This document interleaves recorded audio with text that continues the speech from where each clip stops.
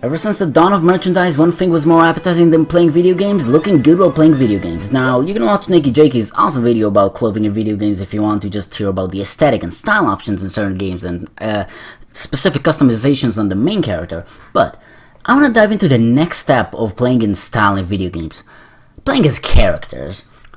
What do you mean, Mr. Person on the internet? Well, let me tell you, what I mean by that is not playing as a specific good character or bad character. What I mean is just having characters that don't star in a video game feel playable. Characters you already recognize. I'm not talking about introducing a new character like, I don't know, adding playable Yoshi and 3D and Mario 64 DS or something like that. No, I'm more talking about playing as already well-established characters. And let's start off with an easy example. Mario Kart 8 Deluxe for this instance. This is not a game for someone that just wants some good old racing. Actually it is, but this isn't a character select screen for someone who just wants some good old racing. Like, you can race all these guys, kinda these guys, and okay, now leave these guys in. Alright, they have the uniqueness stamp you're allowed in, but that's all the ones who left who are like really, really interesting. And I'm sorry if you're a fan of any specific one I mentioned, but let's be real. For someone who just wants to play the game, well, you're just gonna pick a random one, pretty much, or one that looks kinda cool.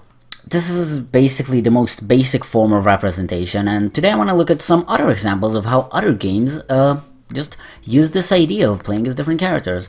My next example is something a bit more involved, and that is Kirby Star Allies. Now, in many Kirby games, what you get after the main quest is actually a Meta Knight quest, where you get to play as Meta Knight with all his moveset and all the little bonuses and pieces, and a harder quest overall. Kirby Star Allies takes this a step further and gives every single friendable Star Ally, every single Star Ally in the game, a playable quest. Now again, not each one is like carefully handcrafted. They're just jumbled up pieces of the main quest that are fit into different 5 sections, and then the developers just made sure that all the levels that were jumbled into each one can be obtained and all the bonuses can be achieved with that said character. Well, the straightforward path is pretty much the same for everyone, except for a couple levels being missing or added for some characters.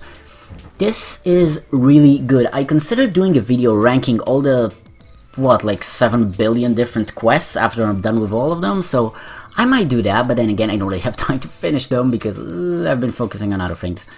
But I do think Kirby Star Allies performs this kind of play as your favorite really, really well in this aspect, as well as letting them be playable in the arena.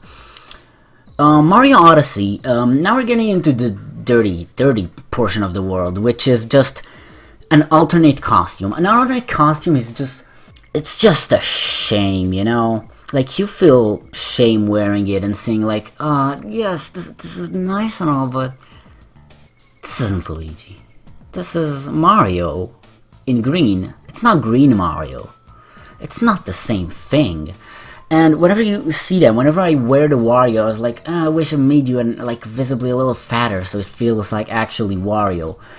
And I think that's not a small problem. It is nice that, like, see, the 64 outfit didn't just remove some polygons. No, you're actually like a bit bigger. You're actually fit to your old model in some portions. Also, Metal Mario is also involved in the same polygon count, I think. But Mario Odyssey, it's just a very bittersweet feeling, and you also get these like weird ass like rabbits of like the Brutals. You get the Brutal outfits, and that's just awful. That looks horrible on Mario, because it's like, oh, you get all these fancy outfits they wear, but then there's like spikes on all of them, and there's like bunny tails and feet and paws. Come on, like, I feel like I would have just enjoyed wearing the Brutal outfits much more if they were just like the clothes and not their severed bodies. Jesus, that's just messed up. Another game that does this hilariously badly is Zelda. Like, fucking the Xenoblade Chronicles crossover is one of the dumbest things. Probably because I just think Rex just wears this really stupid ass armor. Like, what are you wearing? Come on.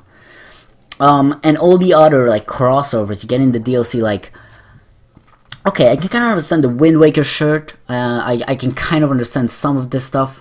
But what the fuck was wrong with you guys when you decided to arc Phantom Ganon?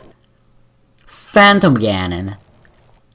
I don't think that's really nostalgic for anyone or whatever. To add Phantom Ganon as Link's outfit. Nobody really ever experienced playing as Phantom Ganon and Zelda. Because it's not playable.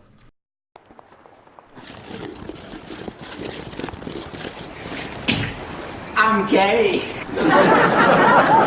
Well, there is a Spirit Zelda. Oh yeah, well you can play as that too, and that looks equally stupid. You got this giant clunky armor, which looks kind of cool in the right environment, which means, yeah, I get to wear around this cool-ass night outfit. Yeah, look cool I am, riding into the sunset. But the moment I bump into an enemy, it's just like, okay, well, guess I'll switch to the Barbarian gear, which is just 20-20-20, it's full HP, it's giving me more power. It's just plain better for me in that situation. You just get stuck in this weird loop that's like, okay, I'm gonna put this armor on, and then you finish the fight and like, alright, back to dressing up nicely. Oh, was that another enemy? Well, guess I'm gonna go all the way back, unequip my shield, not look cool, equip a bow, equip this thing, equip all the good armor.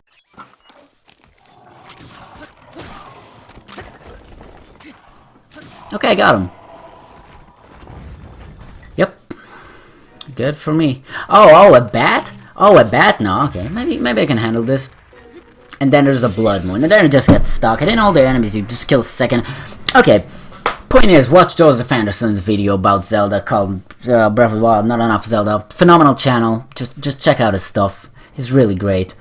And that's where Zelda really fails at just making alternate costumes. However, Spelunky, a game where none of the alternate costumes, did manage to do pretty well with their Meat Boy costume. And that's just pretty fun. You unlock it through a very meat level. I guess I won't spoil it. I don't know. Go play Spelunky. Now we are getting to the best part.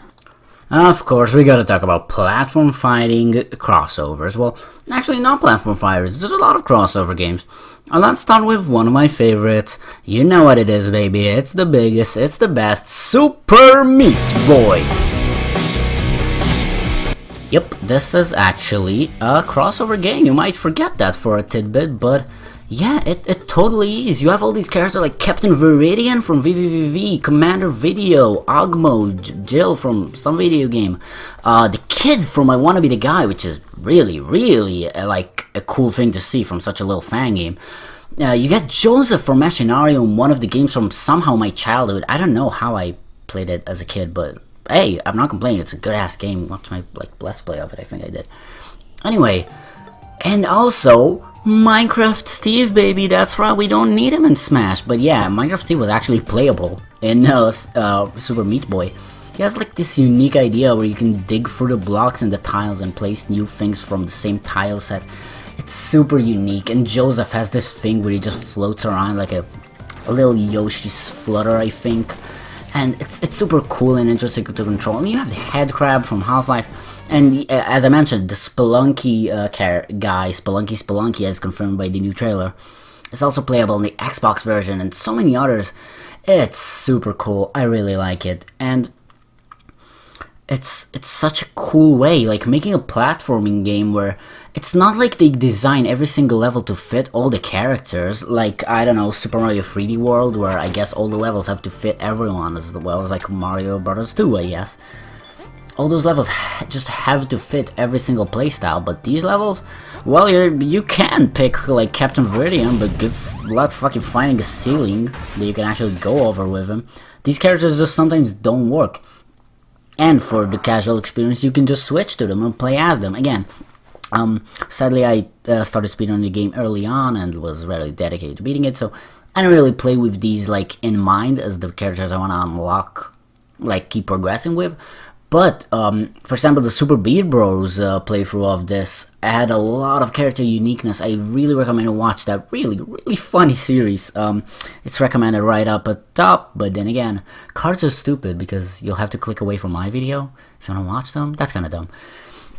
Next up on the list of crossovers is, yeah, okay, let's get to it. Super Smash Brothers. Now, this has like in-game rankings from how you represent a character. Like, I think the most shameful thing is a sticker from Brawl, and then it's trophy, assist trophy, alternate costume, Echo Fighter, and Fighter.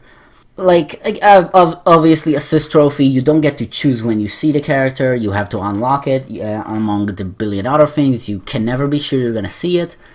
It's just not a thing. Unlike the Relax supported theory of assist trophies being possible to be attached to certain moves, that wild card is a possibility. But, I think that's just a shame to see a trophy or an assist trophy like, yep, he's there.